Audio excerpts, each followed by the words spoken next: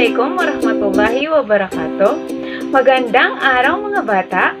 Ako si Aima M. Sarigan, ang inyong guro sa Asignaturang Filipino sa ikatlong baitang. Mga bata, kayo ba ay nakikinig at nagbabasa ng kwento, usapan, balita at tula? Magaling! Ngayon, pag-aaralan natin ang pagsagot sa mga tanong tungkol sa kwento, usapan, balita at tula. Pero bago yan, handa na ba ang inyong papel at ballpen? Kung ganon, sabayan niyo akong basahin ang maikling kwento na pinamagatang Ang Saranggola na isinulat ni Irene S. Hinan.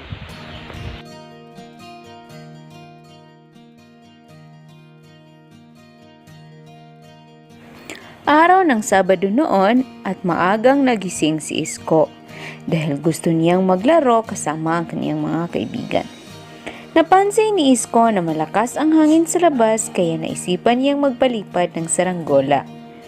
Tinawag niya ang kaniyang mga kaibigan at dali-daling nagpunta sa burol. Masayang nagpalipad ng saranggola si Isko at kaniyang mga kaibigan nang biglang sumabit sa puno ang saranggola ni Isko. Sa tulong ng mga kaibigan, hinakyat nila ang puno at kinuha ang saranggola ni Isko. Masaya si Isko dahil bukod sa nakapagpalipad siya ng saranggola, nakatagpo rin siya ng mabuting kaibigan. Naintindihan ba ang ating pinasang maikling kwento? Ngayon, sagutin natin ang mga sumusunod na tanong. Pagtambalin ang mga katanungan sa hanay A sa wastong sagot nito na nasa hanay B. Unang tanong, sino ang bata sa kwento? Pangalawa, kailan pumunta sa burol si Isko? Pangatlo, bakit maagang gumising si Isko? Pang-apat, ano ang gagawin ni Isko sa burol? Pang-lima, saan pumunta sina Isko at ang kanyang mga kaibigan?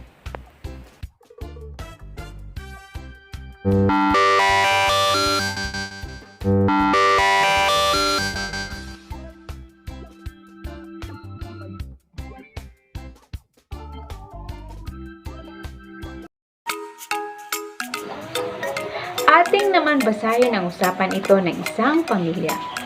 Namnamin at itindihin mabuti dahil mamaya may mga katanungan ako tungkol dito.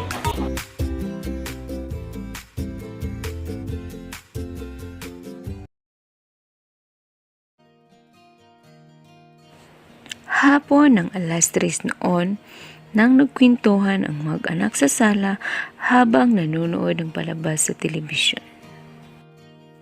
O ikaw anak, dapat gayahin mo ang pag-ugali ng bida sa palabas. Masipag mag-aral upang makamit mo ang mga pangarap mo sa buhay. Oo nga anak, lagi kang mag-aaral ng leksyon mo sa klase upang makakuha ka ng mataas na marka. Ang sipag at tiyaga sa pag-aral ang magiging susi mo sa pagkamit ng iyong mga pangarap. Opo, Nay at Tay. Tatandaan ko po ang inyong mga paalala. Mag-aaral po ako ng mabuti para sa inyo at para sa mga pangarap ko. Sagutin ang sumusunod na tanong at bilugan ang letra ng iyong sagot. Unang tanong, ano ang ginagawa ng mag-anak habang nanonood ng palabas sa telebisyon? A. Kumakain, B. Nagkukwentuhan, C. Naglilinis. Ang tamang sagot ay letrang B. Nagkukwentuhan. Sino ang sinabihan ng mga gintong paalala? A. Nanay, B. Tatay, C. Buboy. Ang tamang sagot ay C. Buboy. Pangatlo, saan nagkukwentuhan ang mag-anak? A. Sa sala, B. Sa kusina, C. Sa kwarto. Kung ang iyong sagot ay letrang A, sa sala, mahusay ka. Tama ang iyong sagot. Pang-apat na tanong, sa iyong palagay, bakit sinabi yun ng nanay at tatay? Letrang A, sapagkat nakalimutan ito ni Buboy. B, dahil gusto nilang magtagumpay sa buhay si Buboy.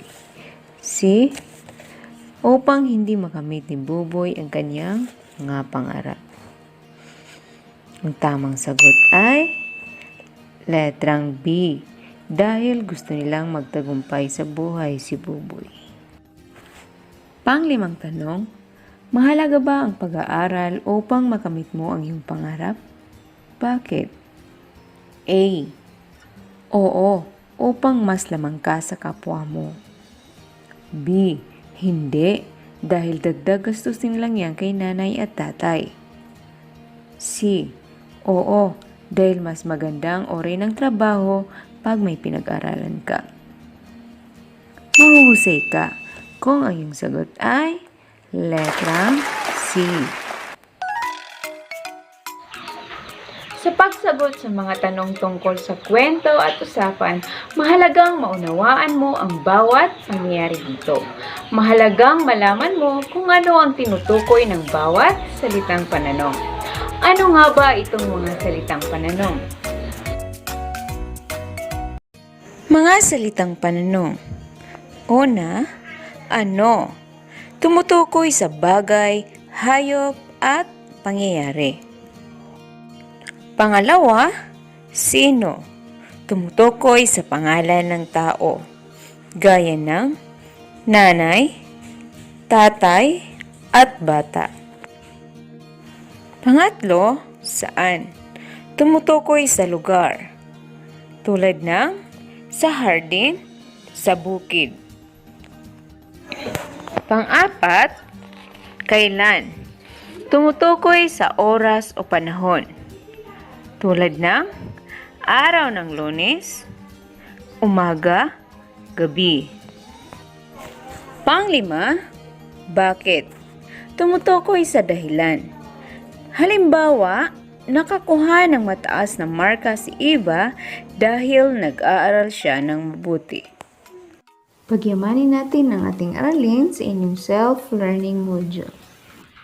Ngayon naman, basahin natin ang tulang tagubilin na isinulat ni Giselle D. Suganov. Unawain at namnamin mabuti dahil mamaya may mga katanungan akong inyong sasagutin. Tagubilin, isinulat ni Giselle D. Suganov. Ang kagandahan ko ay tila paraiso. Ngunit bata at matanda ay inaabuso ko. Punong kahoy, pananggalang sa malakas na bagyo. Pinutol at ginawang troso. Ang aking hiling, huwag akong abusuhin. Kapaligiran ko, sana ay laging linisin.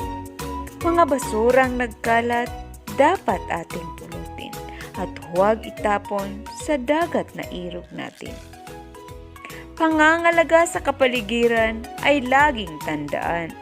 Panatilihin ninyo ang taglay kong kagandahan dahil ito ay nagsisilbing likas na kayamanan na maipagmamalaki sa mga dayuhan at kaninuman. Sagutin natin ang mga sumusunod na tanong. Unang tanong, ano ang pamagat ng tulang iyong napakinggan? A. Tagubilin. B. Panawagan. C. Pangangalaga sa kapaligiran. Ang tamang sagot ay A. Tagubilin.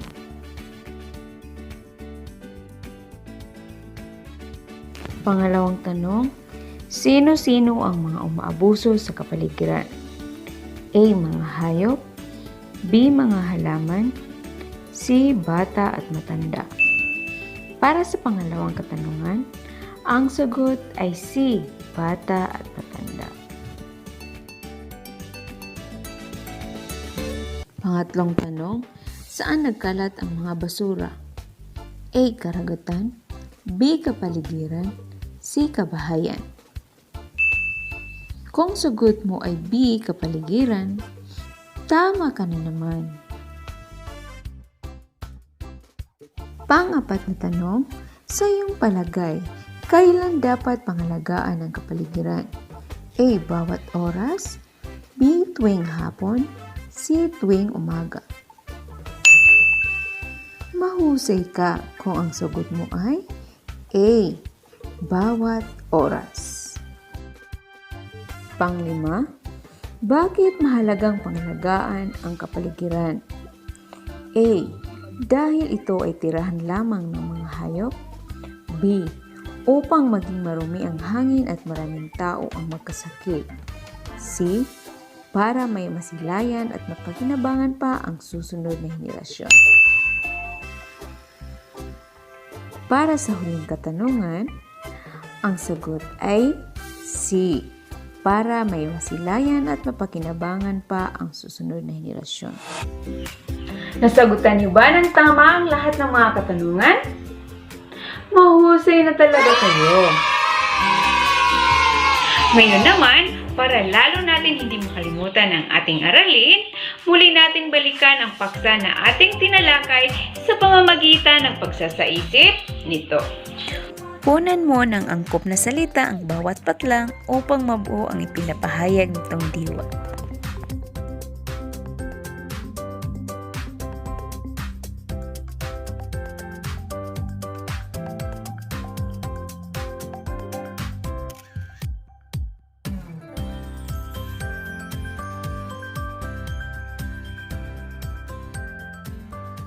Masasagot ang mga tanong sa kwento at usapan kapag naiintindihan ang mga pangyayari nito.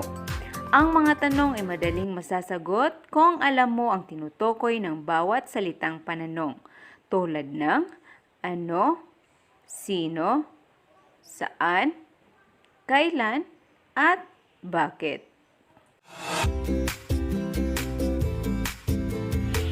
Mga bata, bigyan natin ng palakpak ang inyong mga sarili.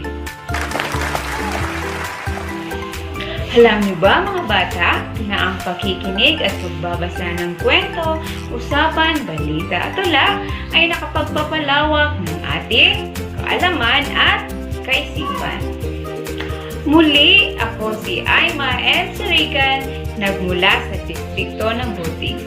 Paalam!